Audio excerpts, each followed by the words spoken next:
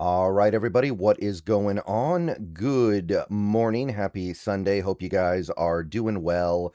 And we've got another video on tap here talking about Myles Garrett. Yes, the Myles Garrett trade to the LA Rams. We're going to talk about it a little bit more. I know some people are getting kind of bored of the conversation, but I want to kind of make a reply video or a counter video to the video that I made yesterday morning. Yesterday morning, I made a video, and if you haven't seen that video yet, go watch it now, talking about the reasons why the Seahawks should not have a big response to what the Rams did with the Myles Garrett trade. And now this video is going to do the opposite. This video is going to make the argument to why maybe the Seahawks should come up with a big response to the Garrett trade if they want to keep up. This video is sponsored by Prize Picks. So here's a few reasons why it might be a good idea for the Seahawks to change their plans, because that's what we're talking about here. The Seahawks presumably have a plan, and they've had a plan for a while now. The question is, do you abandon that plan or at least modify that plan now that the Rams have Garrett? And the video I made yesterday was saying we don't need to. Let the Rams do what they're going to do. We'll see how it goes. Maybe we'll do something at the deadline, but right now we need to chill. But there are some very clear reasons why it might be a good idea to not chill, why it might be a bad idea to relax.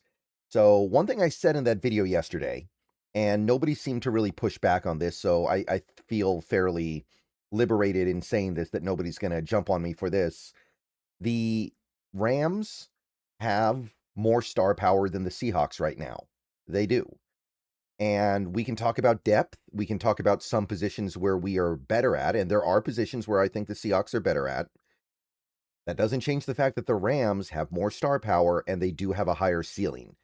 I can put caveats on that. I can say they may not reach their ceiling. I can say injuries. I can say depth. I can say all those things.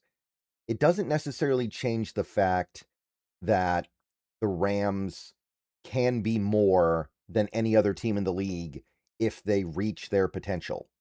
That's what we're talking about here. And on top of that, we know about the Aaron Donald stuff. There is a real chance that at some point, maybe it doesn't even happen until like November or December, there's a real chance Aaron Donald jumps on board. And don't rule out the possibility of some pretty good players signing with the Rams on minimum contracts because they want a piece of what looks like a team that's going to win the Super Bowl. If you're Clowney, if you're Cam Jordan and you got no ring, you might play for cheap to try to get that ring in LA. So we're looking at what they have right now and we're like, hey, it's good, right? It's pretty intimidating. But then we're also thinking it's probably just going to get worse. So maybe we should take the opportunity to get better now if it presents itself. And I think that's probably the main reason, just the most straightforward and obvious reason. But there's another layer here where I see some people, mostly Seahawks fans, but I see fans of other teams as well, talking about how this Myles Garrett trade was the Rams going all in to try to win for one season and giving away their future. I'm seeing a lot of people trying to sell this as the Rams basically being nearsighted and not keeping the big picture in mind when they made the Myles Garrett trade. And I just plain don't think that's even close to being true. If you like sports, then the best way to make them even better and more exciting is using the Prize Picks app, where it always feels good to be right.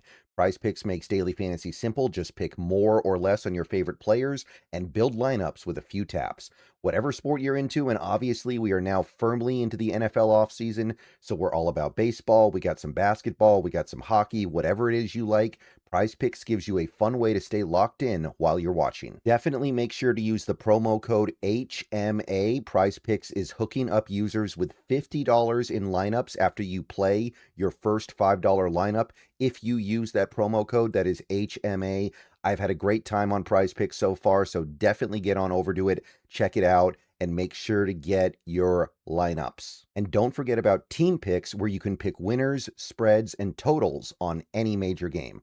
So download the app now, use HMA, and get on over to Prize Picks, where it always feels good to be right. And remember, always gamble responsibly. So there seems to be this impression that Myles Garrett is really old and that he has a lot of miles on him. And one of those statements is true.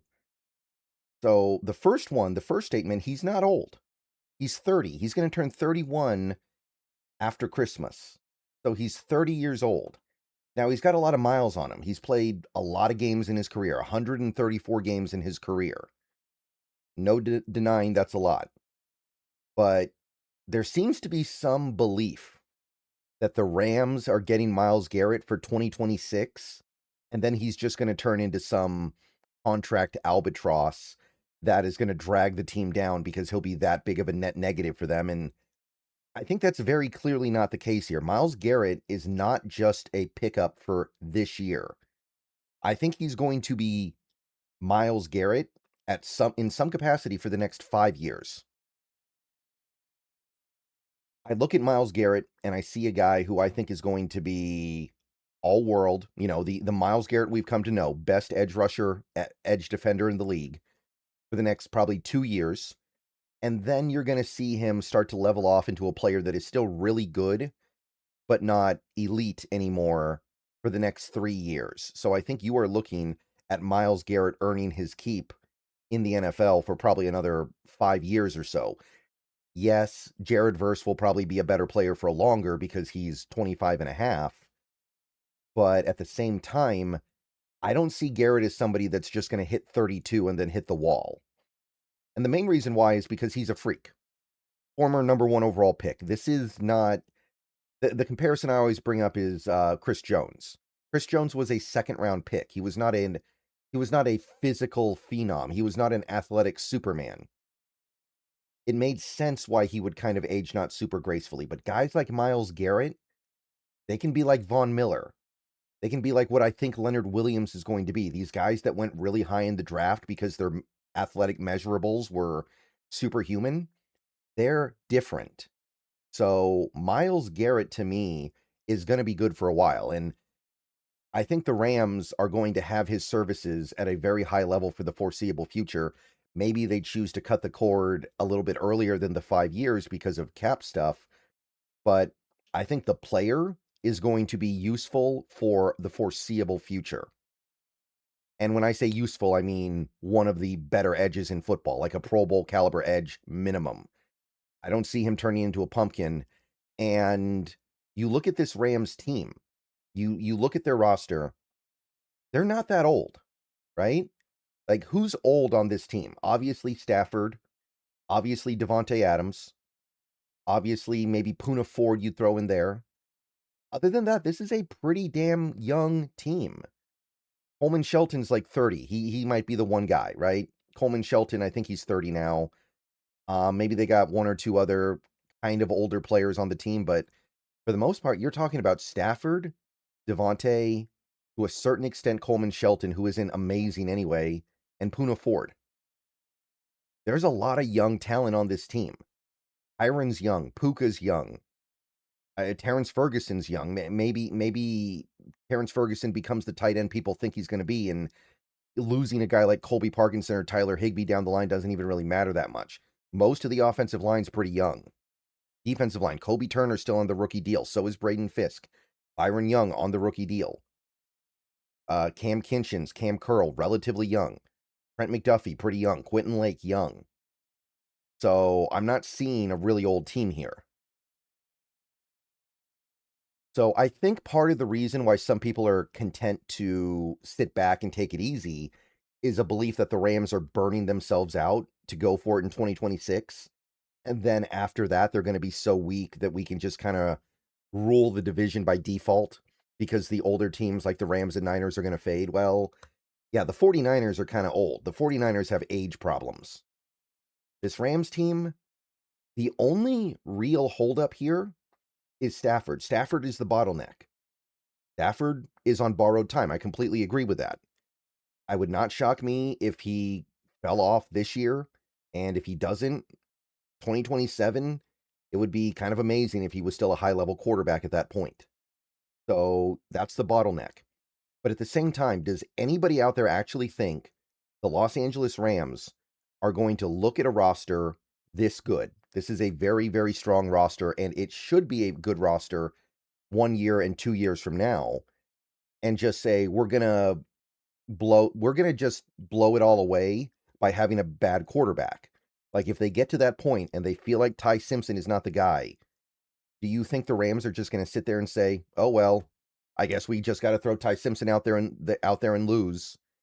No, they're going to go get another quarterback. They're going to go trade for Joe Burrow. They're going to go trade for Dak Prescott. They're going to do whatever it takes to keep it rolling, even if it costs them a lot of picks. They've proven they don't care about that.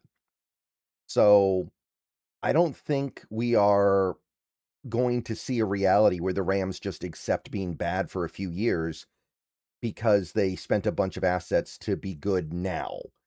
So if there's any thought in anybody's head that this is just a matter of bunkering down and waiting the Rams out for a year, I think that's a big mistake. It's kind of the same thing we did in 2021. The Rams won the Super Bowl that year. The narrative I saw from people was, well, they went all in to win the Super Bowl in 2021. Now they're going to suck for a while, and we can take advantage over the next several years. Well, the Rams had one bad season, then they got back to the playoffs, then they got back to the playoffs, then they got back to the playoffs. So I don't think that's very realistic. I think that's probably a bad idea. So I don't want to get caught in a situation where the Seahawks decide, we're going to take it easy, let the Rams do what they do. If they get it together and win the Super Bowl this year, good for them. If they don't, then that's awesome. But even if they do, they're going to fall apart in 2027. So we'll just let them basically exhaust themselves. I don't think that's realistic. This strikes me as a team, one way or the other, that will be good for a while. And if you're thinking they're going to lose their young talent, I'm not so sure. They did make it harder, but Dan Viennes outlined this in a tweet last week. Myles Garrett, the cap hit that the Rams are taking on by trading for him as of right now is tame. For 2026, the cap hit they have on Myles Garrett is about $9 million, $8 to $9 million. 2027, 16 to 17 million. 2028, 20 to 21 million. These cap hits are not a problem for a team like the Rams.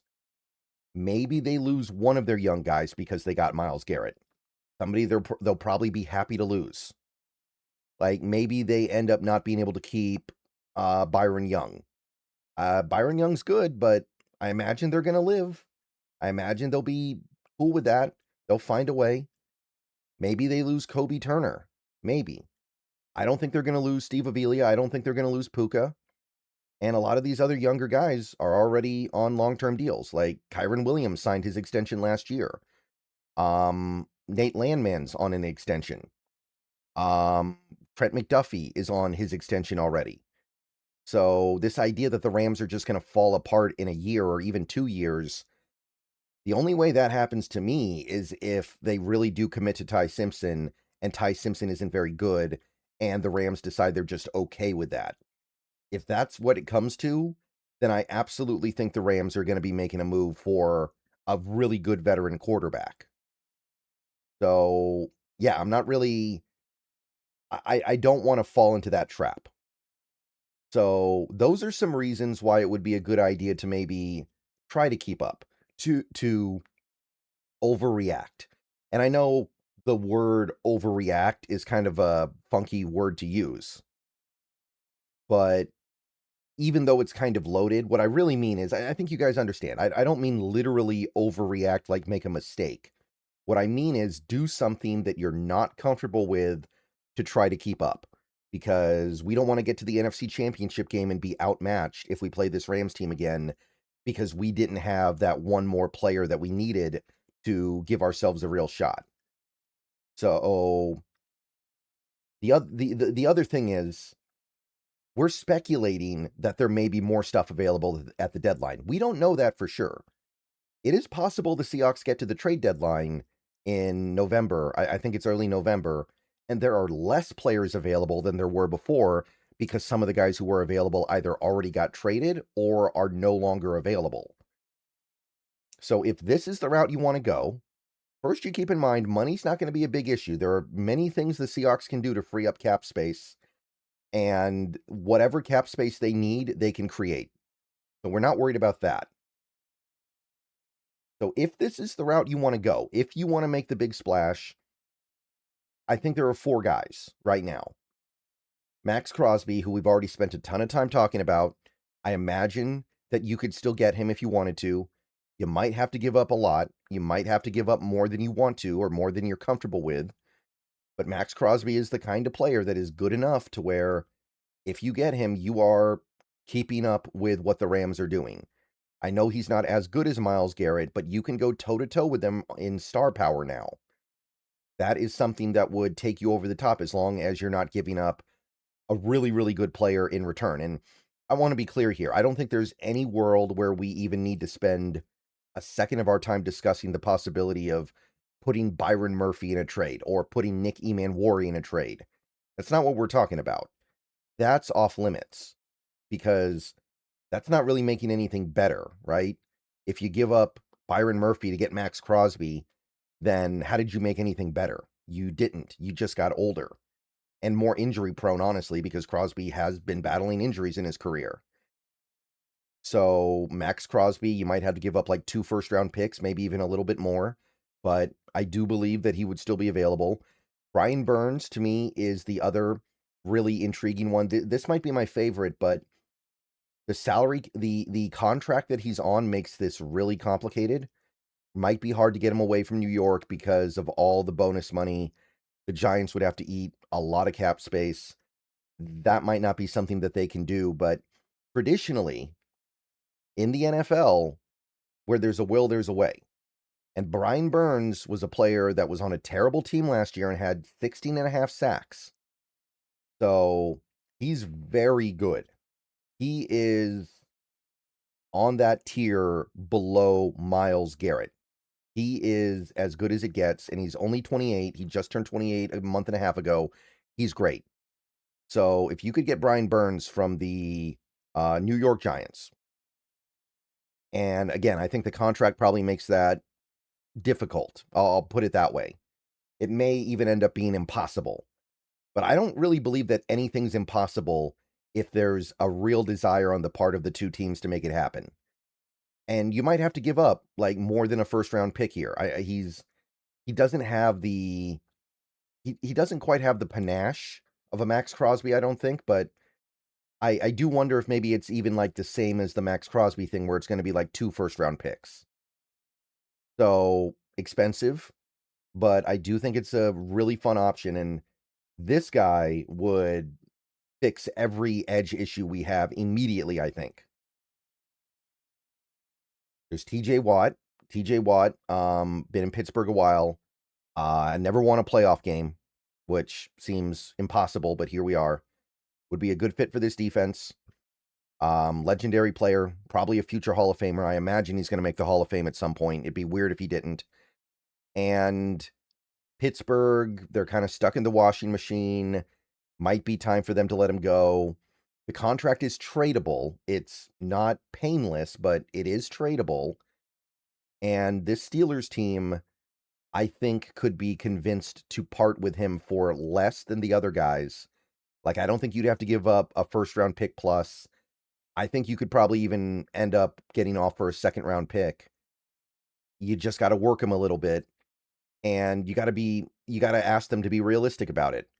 He hasn't been the same player for the last couple of years. He's been injured, some serious injuries, multiple times in his career. So I do believe there's a world where the Steelers can be talked out of keeping TJ Watt, and you might not even have to give up your first round pick for it. Maybe it'd have to be like a second rounder and a third rounder, but you have the extra third rounder to play with. So with the Nick Herbig extension punched in, and we'll see what happens with Alex Highsmith, maybe it's time for the Steelers to get a little bit younger and part ways with probably their best player over the last decade. So that's also on the table, I think. And the last guy, Josh Sweat, you would need the Cardinals to be okay trading him within the division, but the Cardinals are so bad, I don't think they should even give a rip about that. Like, he wants out. The Cardinals got no use for him. They're not going to be good for a while. Why not trade him and try to pick up even just like a second round pick? I know you're not going to get anything amazing because he's already 29 and he's not an elite player, but guy had 12 sacks last year on a terrible Cardinals team. There's value there. That is a guy who fits your defense. That is a guy who brings a lot of positive things to the table. Former Pro Bowler, former Super Bowl champion with the Philly Eagles. And by all accounts, he wants out. And there's no reason why Philly should want to keep him. Now, the contract might make it a little bit hard. I don't know exactly how the contract lays out. But if you could convince the Cardinals to just not really care about the fact that the contract is what it is and the fact that they're trading him within the division, I think that would fix a lot of issues you have with your edge room right now. So those are the 4 moves you might have a chance of being able to make right now. So that's really all I got. Those are the reasons why I think you might want to get a little bit antsy. You might want to get a little bit urgent about this Myles Garrett thing. I think there are many good arguments both ways. And I think that ultimately, whatever side of the fence you fall on here is perfectly defensible. And I think that there are viable routes in both ways. And remember, we got all those extra picks. We got a lot of picks here, and we got picks coming. So we can afford to go make the big swing if we want to. All right. See you guys later. Go Hawks. Let me know what you think. That's the other side of the argument.